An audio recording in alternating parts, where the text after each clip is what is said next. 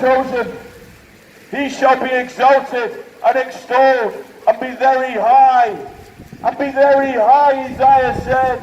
In the gospel according to Isaiah, Jesus said, Isaiah said that he shall be exalted and extolled and be very high. And Jesus is exalted. Jesus is extolled. Jesus is very. So his visage was marred more than any man. His visage was marred more than any man. At the crucifixion and the Roman scourging, when they lashed his back with metal rods, when they lashed his back with metal rods and they beat him, the one who had came to save them, the one who had come to save them. For Gabriel the angel said to Mary, and you shall call his name Jesus, Jesus, for he shall save his people from their sins. He shall save his people from their sins. Behold, the virgin shall be with child, and shall bear a son, and they shall call his name Emmanuel, which means God with us. God with us. And upon the throne of his father David, to order it and establish it from this time forth and forevermore. And of his kingdom and of his peace there will be no end to the reign of Jesus Christ. He will have no end to his eternal reign. His reign lasts forever. His reign lasts forever.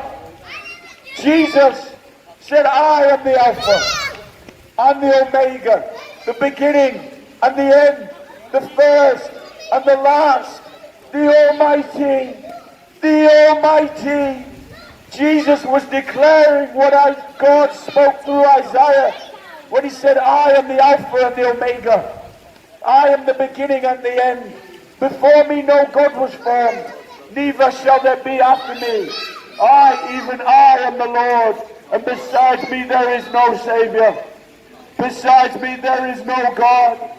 Jeremiah the prophet, writing centuries before Yeshua came, centuries before Yeshua came, a branch, and his name shall be Yahweh, Yahweh Tisikinu, the Lord our righteousness. Jeremiah the prophet declared that God was about to come to earth, that God was coming to his temple.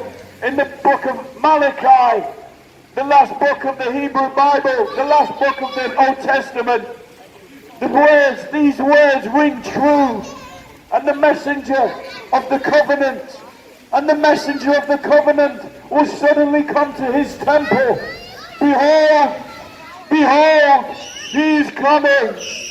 In the last book of the Old Testament, when God said to the Jews, and the messenger of the new covenant, and of the covenant shall come to his temple, to his temple, to his temple, and he shall reign. He shall bring in everlasting righteousness, everlasting righteousness.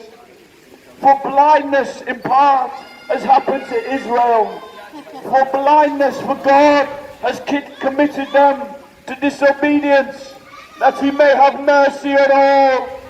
That he may have mercy on all. Oh, the depth and the riches of God's love and his mercy. How he could send his chosen Messiah. How God could send the Messiah and attack you in the synagogues. And you will be brought before kings and rulers for my name's sake. But this will turn out as an occasion for testimony to you.